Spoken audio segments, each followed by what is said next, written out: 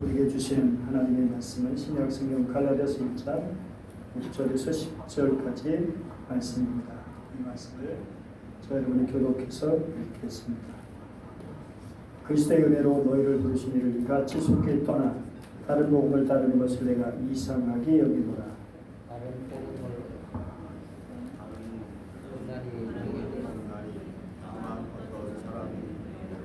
1장 7절 읽겠습니다. 다른 복음은 없나니 다만 어떤 사람들이 너희를 교란하여 그리스도의 복음을 변하게 하려 함이라. 그러나 우리나 혹은 하늘로부터 온 천사라도 우리가 너희에게 전한 복음 외에 다른 복음을 전하면 저주를 받을지어다. 우리가 전에 말하였거니와 내가 지금 다시 말하노니 만일 누구든지 너희가 받은 것 외에 다른 복음을 전하면 저주를 받을지어다. 이제 내가 사람들에게 좋게 하랴 하나님께 좋게 하랴 사람들에게 기쁨을 구하랴 내가 지금까지 사람들의 기쁨을 구하였다면 그리스도의 종이 아니니라. 아멘.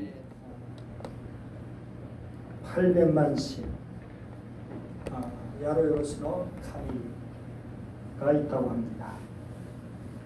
일본에서 신을 이제 카미라고 하죠. 사람뿐 아니라 새나 짐승, 식물, 나무나 바다, 신 다른 자연물과 비상한 힘을 이제 지닌 것으로 생각된 것을 감이라고 부르죠. 하늘과 땅의 각종 신과의 조화로운 삶을 목표로 한다고 합니다. 그래서 일본에서 예수 믿으세요라고 전도하는 선뜻 믿는다고 하는데 그것은 예수도 믿어주지요 라고 하는 그런 것이 되죠. 그래서 정말 우리가 믿는 그런 신앙이 아닌 것이죠. 일본의 예수를 진실로 믿기가 힘들다라고 하는 것입니다. 서구 기독교가 이제 식민국가 여러 종교가 만나면서 타 종교를 인정하고 또 종교 간의 대화를 모색하는 과정에서 종교 다원주의가 형성되기도 했습니다. 이는 서로 다른 사상이나 가치들의 장점을 모두 수용하고 인정하는 혼합주의를 말하는데 다들 하나님은 다 같이 믿지만 하나님께 나가는 그리스도는 다양하다라고 하는 그런 제 사고입니다. 종교단적 사고에 의하면 산을 오르되 어느 길로 가든지 산 꼭대기 정상에 올라가기만 하면 된다는 거죠. 우리가 일반적으로 산에 가려면 당연하죠. 어디로 올라가든 정상 가면 되겠죠. 그러나 신앙에서는 그것이 아니죠. 성경은 분명히 하나님께로 가는 길이 다양하다고 말하지 않습니다. 예수 위에 구원자가 없다고 분명히 가르치고 있습니다. 요한복음 14장 16절 말씀을 같이 한번 읽어볼까요? 시작. 예수께서 이르시되 내가 길이요 진리요 생명이니 나로 말미암지 않고는 아버지께로 올 자가 없느니라. 또 사도행전 4장 12절 말씀 시작. 다른 이로서는 구원을 받을 수 없나니 천하 사람 중에 구원을 받을 만한 다른 이름을 우리에게 주시니 없으리라 하였더라. 사도행전 5장 42절 그들이 날마다 성전에 있든지 집에 있든지 예수는 그리스도라고 가르치기와 전도하기를 그치지 아니하니라. 성경에서 200번 이상 예수 그리스도 혹은 그리스도 예수라고 기록하고 있습니다. 초대교회 시대 물론 오늘도 마찬가지지만 예수 그리스도 이 두 단어가 아주 중요했죠. 이 두 말이 순교의 빌미가 되기도 했습니다. 특별히 유대인들에게는 자기들이 십자가 못 박혀 죽인 예수가 그리스도라고 하니까 견딜 수 없는 일이었습니다. 프랑스 사상과 르낭이라고 하는 그런 분이 있는데 이런 모든 역사는 그리스도 없이는 이해될 수 없다라고 말했습니다. 우리가 역사를 이제 기원전 기원이라고 하죠. 영어로 보면 BC와 AD입니다. 그럼 BC는 뭐죠? Before Christ, 그리스도 이전이라는 말. 자, 그러면 당연히 AD, After Christ라고 해야 맞는 거 아닌가? 그러면 AC가 맞는 거 아닌가? 라고 생각할 수 있죠. 그리스도 이후라고 말하죠. 그러나 그렇지 않죠. AD에서 볼 수 있는 것처럼 에노 도미니라고 하는 것이죠. 이것은 주님의 해로부터라고 하는 그런 뜻이 들어 있습니다. 이것을 좀 이제 약간 의역해서 In the year of our Lord, 우리 주님 안의 시대라고 이렇게 영어권에서 사용하기도 하죠. 갈라디아서 1장 6절에서 12절까지 복음이라는 단어가 무려 7번이나 나오는데요. 이 복음이라는 말은 뭘까요? 유앙겔리온, 좋은 소식, 기쁜 소식이라는 그런 뜻입니다. 오늘 7절 말씀 보면 같이 읽어보죠. 시작. 다른 복음은 없나니 다만 어떤 사람들이 너희를 교란하여 그리스도의 복음을 변하게 하려 합니다. 그리스도의 복음 위에 다른 복음은 없다라고 분명히 말씀하죠. 복음은 그리스도시죠. 다른 복음이 없다. 이게 다른이란 말, 많은 것 가운데 다른 것을 지칭하는 거예요. 많은 것 가운데. 당시 사람들 가운데 복음이 많다, 구원의 길이 많다라고 가르치는 자들이 있었다라는 거죠. 그런데 분명히 말씀하죠. 복음은 많은 것이 아니야. 그리스도의 복음의 유일성을 단호하게 말하고 있는 것이죠. 이 교란하게라는 단어가 있는데요. 이거는 자극하다, 선동하다, 물을 흐리다, 어지럽히다라는 그런 뜻입니다. 이게 당시 있었던 거짓 교사들이 복음을 변질시키고 교회들을 자극하고 선동해서 교회의 질서를 어지럽히고 복음을 변질시키려 했던 것을 볼 수 있습니다. 그래서 성도를 복음에 순종하지 못하도록 성도의 삶을 망가뜨렸던 것이죠. 그런데 8절의 말씀을 보면 같이 읽어볼까요? 시작. 별로부터 복음을 전하는 저주를 받을지어다. 심지어 하늘의 천사라도 다른 복음을 믿고 가르친다면 저주를 받을지어다. 여러분, 우리 저주라고 하면 결코 듣고 싶지 않은 말이죠. 섬뜩하죠. 그렇게 사랑을 외쳤던 사도 바울이 어떻게 저주를 이렇게 말할 수 있는가? 라는 것이죠. 여기 저주란 말이 저주받는 것, 파멸로 남겨지는 거죠. 신의 진노에 받쳐지는 것, 하나님께 버림을 받는 것이라는 뜻이 들어있는 단어인 것이죠. 히브리서 6장 8절 말씀을 보면 땅의 그 위에 자주 내리는 비료 흡수하여 밭가는 자들의 쓰기 합당한 채소를 내면 어때요? 하나님께 복을 받죠. 그러나 만일 가수와 엉겅퀴를 내면 버림을 당한다고 말씀하고 있어요. 저점에 가까워 그 마지막은 불사람이 되리라. 여기 땅은 뭔 일반 땅을 말하는 게 우리 신령의 맛을 말하죠. 아름다운 열매를 내면 얼마나 복된 것이겠어요. 은혜의 담비를 속속 받아서 정말 우리의 말씀의 씨앗이 자잘하게 되어지는 신령.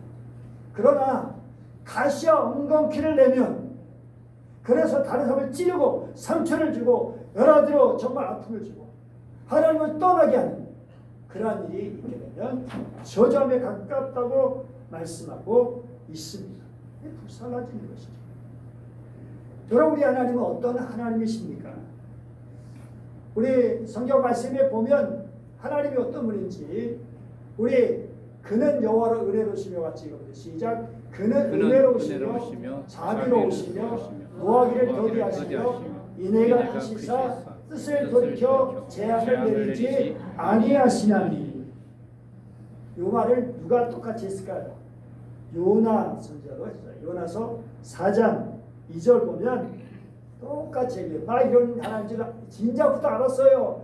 그러니까 여기 오지 말았어야 하는 건데, 이 사람들에게 이렇게 하나님의 말씀을 전하지 말아야 하는 건데 라고 하면서 이렇게 불평적으로 푸념적으로 말한 말입니다.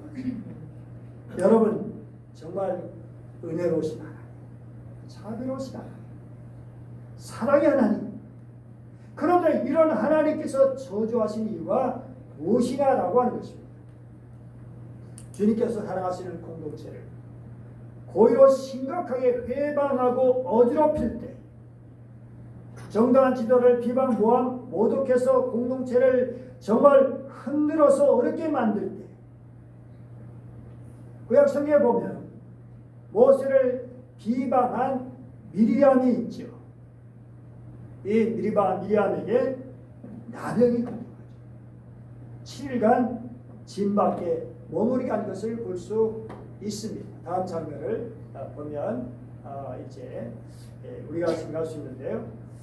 특별히 이 말씀을 이렇게 보면서 아무리 좋은 물이라도 독약을 넣으면 아무도 마시지 않아요. 그걸 마시면 어떻게 되는 것이죠? 정말 좋은 물이었어요. 생수예요. 저 프랑스에 수입해온 그런 물일지라도 독을 넣으면 그런 물 마시면 위험하게 되는 것이죠. 그런데 계속 넘겨주세요. 우리는 정말 이렇게 하나님의 말씀을 거짓으로 가르치는 그런 사람들을 볼 수가 있죠. 하나님의 말씀은 소탐소탐하면서 그거 잘못된 거야. 일반 교회에서 가르치는 것은 잘못된 거야 라고 하면서 아주 자기들 논리로 거짓을 말하는 그런 사람들이 있습니다. 하나님의 말씀을 거짓으로 가르친 자들, 독약을 먹이는 것과 똑같은 것이죠. 여러분, 이런 사람들을 어떻게 해야 할 것인가요? 정말 공동체를 살리기 위해서 독약을 먹이면 물이 위험하고 이단의 가르침을 받으면 영혼이 위험한데, 이런 자들을 어떻게 하는 것일까요? 공동체나 개인에게 영적인 독약을 한 사람들, 하나님께서 저주하시는 것이죠. 그런데 그 저주가 물론 당장 나타나지 않는데 사람들을 담대하게 만들죠. 하나님이 자기들이 하는 걸 모르는 것처럼, 그러니까 버젓하게 그 악한 길로 가는 정명수 같은 그런 사람도 있는 것을 볼 수 있습니다. 그러나 분명한 것은 하나님의 저주를 받을 것입니다. 여러분, 아까 나병에 대한 라시온하라라고 하는데요. 이 라시온하라에 대해서는 이제 나중에 말씀을 드릴 것입니다. 험담, 사람들의 비방이라는 것도 유대인에게 중요한 그런 이제 용어이기도 한데, 그것 때문에 결국 이 미리암이 나병으로 그렇게 일주일 동안 진 밖에 머무르게 되어진 것을 볼 수가 있습니다. 그리고 더 나아가 이게 신명기 24장 9절 말씀 보니까 기억해라, 미리암의 라시온하라를 기억해라. 여호와께서 미리암에게 행하신 일을 기억할지니라고 분명히 말씀하고 있습니다. 하나님의 백성을 선동하던 고라 일당이 땅이 갈라져서 죽게 되었어요. 지진이 막 난 거예요. 신약시대는 아나니아 삽비라는 사람이 성령을 속임을 통해서 순수한 초대교회를 처음으로 오염시켰죠. 그래서 그 자리에서 즉사하는 그런 엄청난 일이 일어났습니다. 여러분, 요한계시록 22장 18절 말씀 같이 읽어볼까요? 시작. 내가 이 두루마리의 예언의 말씀을 듣는 모든 사람에게 증언하노니 만일 누구든지 이것들 외에 더하면 하나님이 이 두루마리에 기록된 재앙들을 그에게 더하실 것이요 라고 분명히 말씀하고 있습니다. 말씀을 변질시켜가지고 다른 사람을 하여금 구원과 영원한 생명과 하나님께 주시는 은혜와 복에서 멀어지게 한다면, 그것을 받지 못하게 한다면 하나님께서 저주하는 것이 마땅한 것이죠. 여러분 누가복음 6장 27절 28절 말씀을 보면 같이 한번 읽어볼까요? 시작. 그러나 너희 듣는 자에게 내가 이르노니 너희 원수를 사랑하며 너희를 미워하는 자를 선대하며 너희를 저주하는 자를 위하여 축복하며 너희를 모욕하는 자를 위하여 기도하라. 그리고 로마서 이제 12장 19절 시작. 내 사랑하는 자들아 너희가 친히 원수를 갚지 말고 하나님의 진노하심에 맡기라. 기록되었으되 원수 갚는 것이 내게 있으니 내가 갚으리라고 주께서 말씀하시니라. 우리가 박해를 받을 때 저주할 것이 아니라 선하게 대해주고 축복해주고 기도해주라고 말씀하고, 직접 원수를 갚으려고 하지 말고 하나님께 맡기고 오히려 원수까지도 사랑하라고 주님은 말씀하셨죠. 여러분 이건 세상에서 찾아볼 수 없는 그런 말씀입니다. 그리고 이런 말씀들을 살아가면 세상이 깜짝 놀라게 되죠. 그 대표적인 것이 바로 손양한 목사님의 경우였던 것이죠.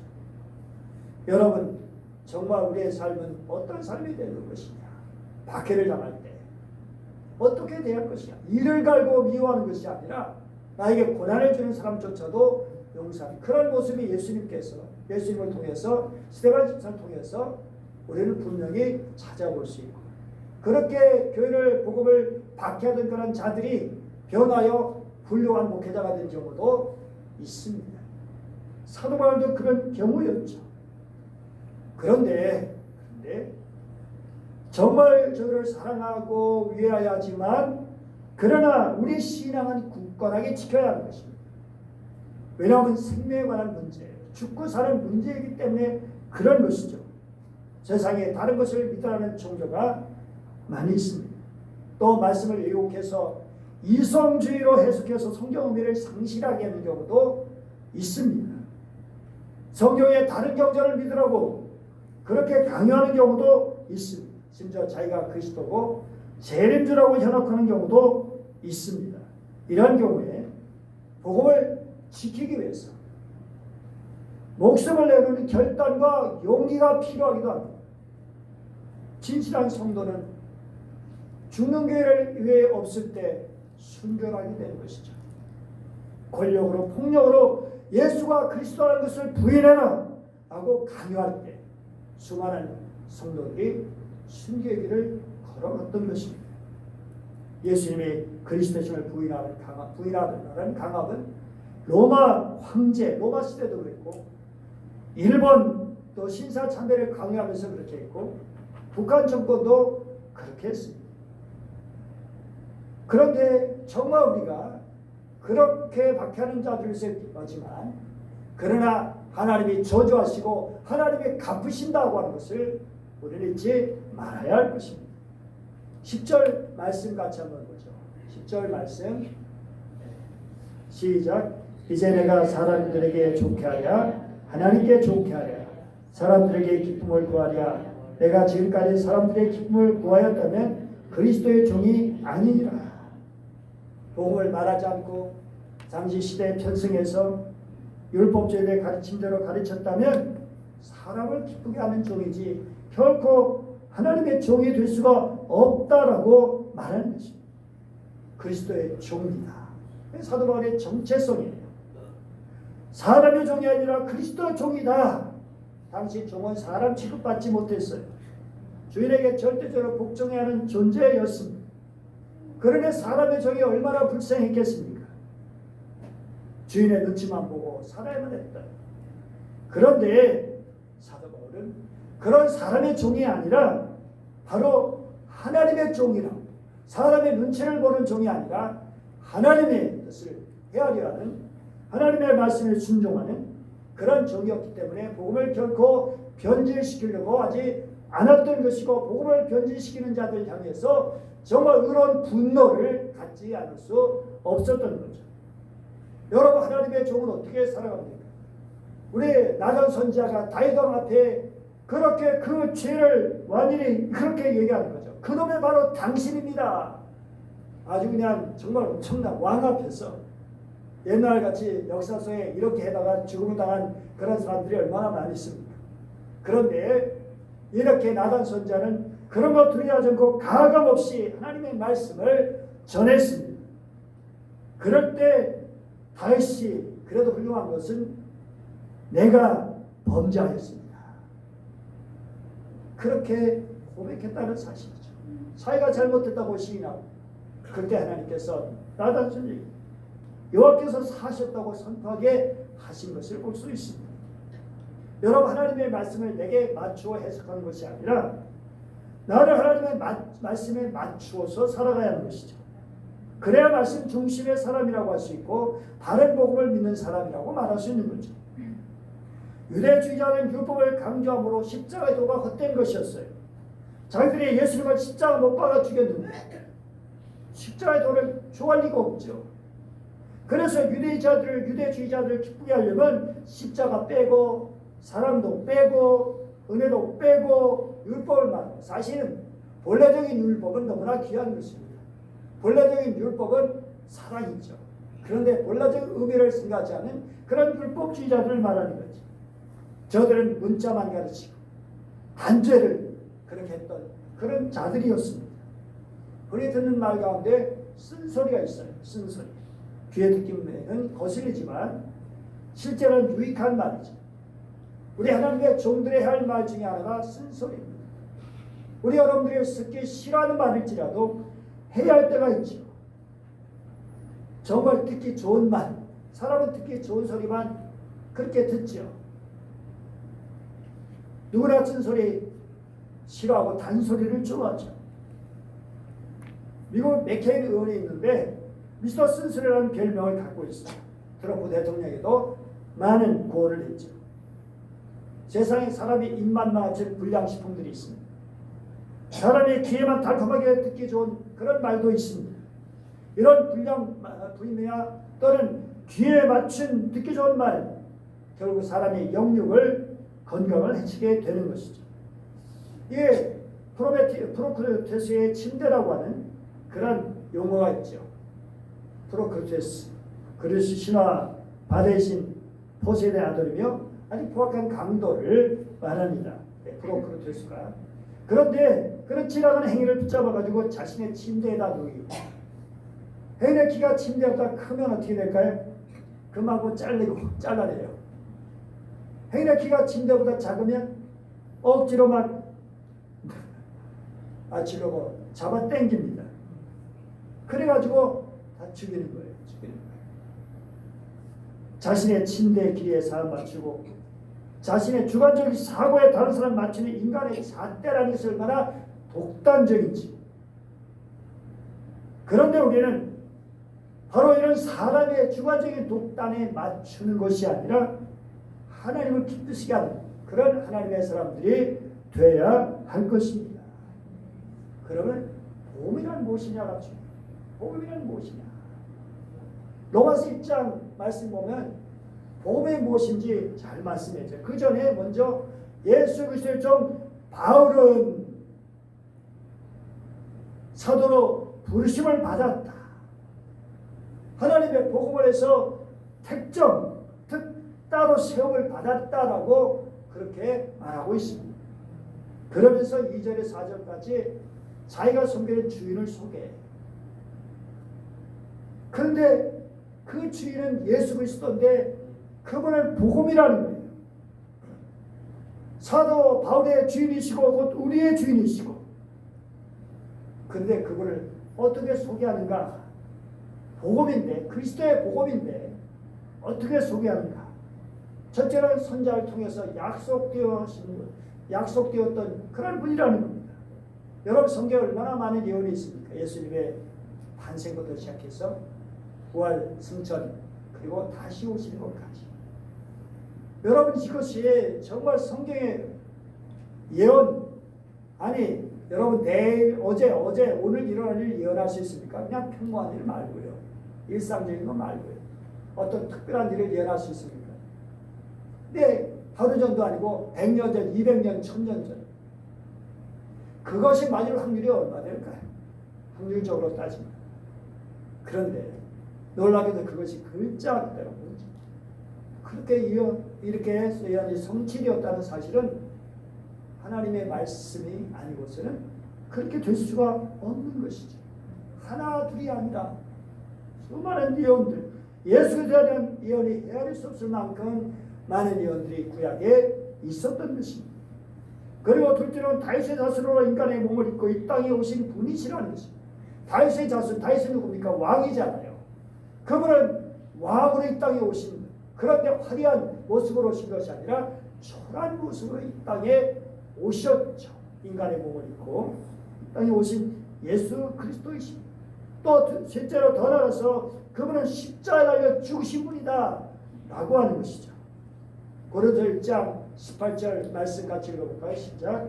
십자가의 도가 멸망하는 자들에게는 이러한 것이요 구원 받는 우리에게는 하나님의 능력이다.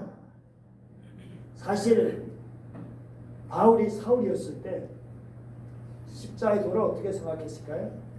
어리석고 복음을 부끄러운 것이라고 생각했어요. 여러분 당시 사울은 유대인 중에서도 아주 엘리트 중에 엘리트였어요. 그런 엘리트가 예수를 바라봤을 때, 그 십자가를 생각했을 때 정말 어리석은, 아니 십자가에 나무에 달려 죽었다. 부활을 믿지 않았으니까. 그런 인간을 믿는 그런 자들은 얼마나 어리석은지. 그래서 사교 집단을 대하듯 했습니다. 그래서 교회를 박해했죠. 그런데 주님을 만난 뒤 십자가의 도가 어리석은 것이 아니라 사람을 구원하는 하나님의 능력이라고 담대히 외칠 수 있게 되었던 거죠. 그래서 1장 22절 23절 같이 읽어보죠. 시작. 유대인은 표적을 구하고 헬라인은 지혜를 찾으나 우리는 십자가에 못 박인 그리스도를 전하니 유대인에게는 꺼리는 것이요 이방인에게는 미련한 것이로되. 유대인을 기쁘게 하려면 기적 얘기 많이 하면 돼요. 표적 이야기. 표적을 보여주면 돼요. 헬라인을 기쁘게 하려면 지혜로운 얘기, 새로운 얘기를 많이 하면 돼요. 철학 이야기. 그러나 그리스도인을 기쁘게 하려면 십자가 이야기를 하는 거예요. 여러분 십자가 얘기가 여러분이 기쁩니까? 여러분 주님의 십자가 이야기, 주님의 복음 이야기가 여러분을 기쁘게 합니까? 정말 그 복음이 우리에게 기쁘다면, 그 복음이 우리에게 은혜라면 그 진정 우리는 크리스찬이 된 것입니다. 주님의 십자가 이야기 들어도 지루하지 않고 감사하고 은혜가 되고 때로는 눈물이 나오기도 하고.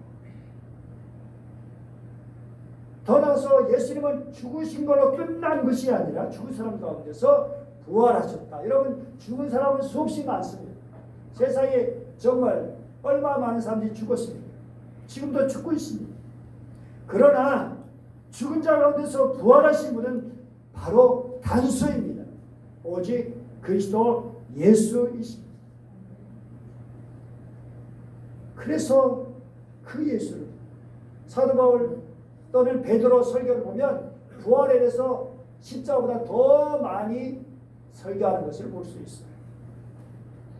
뿐만 아니라 그분은 그 결과 성령의 능력으로 하나님의 아들로 선포되신 분이라고 분명히 말씀하고 있어요. 사도 베드로는 고백했죠. 주는 그리스도시요 살아계신 하나님의 아들이십니다.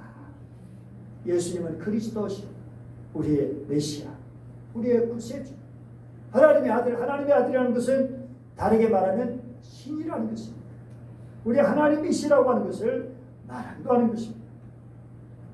뿐만 아니라 우리 번째로 우리 로마서 1장에는 언급되지 않지만 장타 다시 오셔서 세상을 심판하실 심판주이십니다. 때의 마지막 때가 되면 다시 오셔서 온 세상을 심판하실 주님이시죠. 여러분도 하나님의 사람님이라면 이것을 분명히 알고 믿어야 하는 것입니다. 여러분 이 6가지 사실을 분명히 믿으십니까? 구약의 예언대로 오신 분이 예수라는 것을 믿으십니까? 우리를 위하여 십자가를 달려 죽으셨고 부활하신 분임을 믿으십니까? 그리고 그분이 우리를 구원하시는 메시아 하나님의 아들이심을 믿으십니까? 또 장차 심판주로 다시 오실 것을 믿으십니까? 예수를 믿음으로 영원한 나라에 들어갈 것을 믿습니까? 아멘.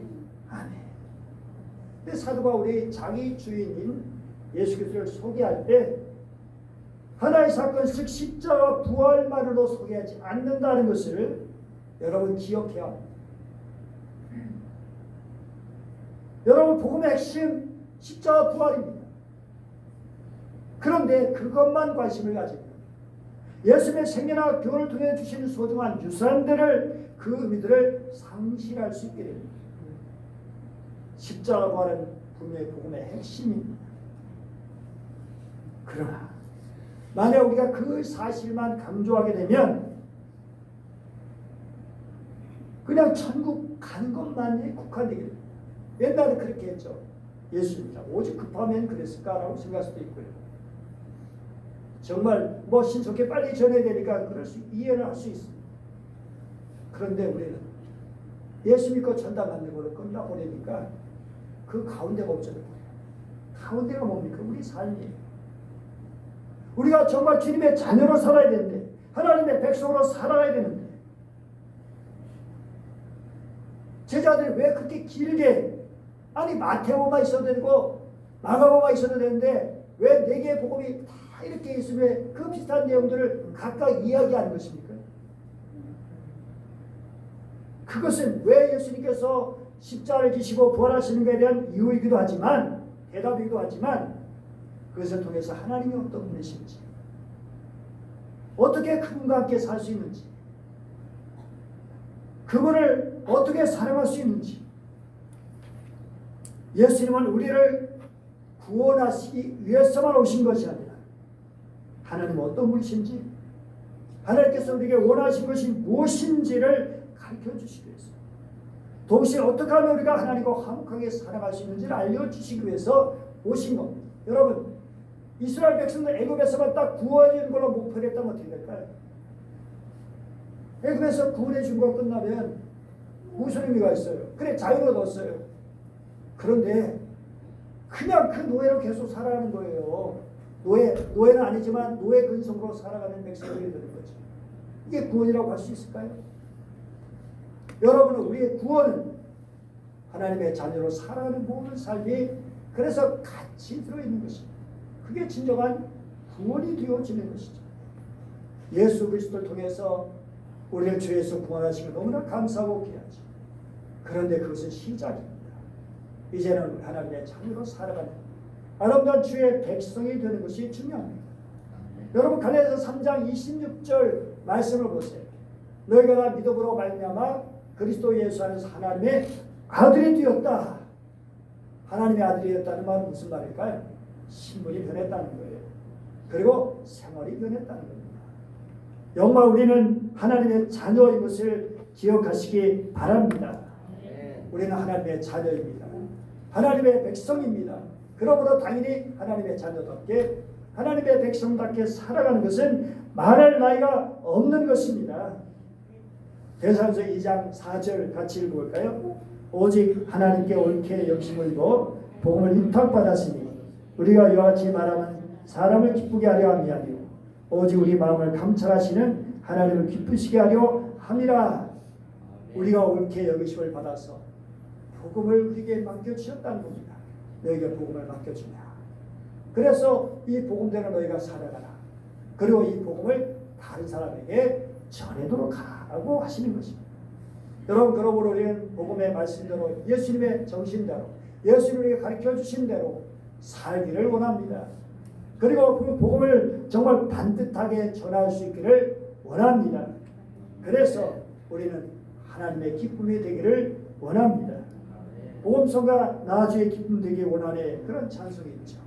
나 주의 기쁨 되기 원하네. 정말 이것이 우리의 간절한 소원이 되기를 바랍니다. 주님의 복음의 말씀대로 살아감을 통해서 그리고 주의 복음을 전함을 통해서 하나님 기쁘시게 하는 귀한 크리스찬들이 되기를 축복합니다. 기도하겠습니다. 은혜로우신 하나님 아버지 감사드립니다. 오늘도 저들 사랑해 주시고 말씀을 주시니 감사합니다. 다른 복음은 없나니 구원의 외에 예수 그리스도 외에 다른 길이 없는 것을 분명히 깨닫게 하시고 정말 믿음으로 살게 하여 주옵시기 원합니다.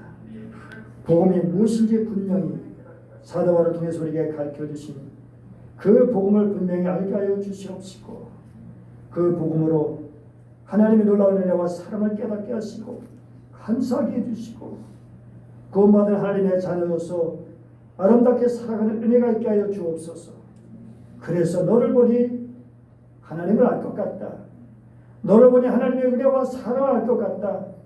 너를 보니 하나님이 어떤 분인지 예수님께서 어떤 분이신지 알 것 같다라고 그렇게 말을 들을 수 있는 하나님의 사람, 복음의 사람들이 되게 하여 주옵소서.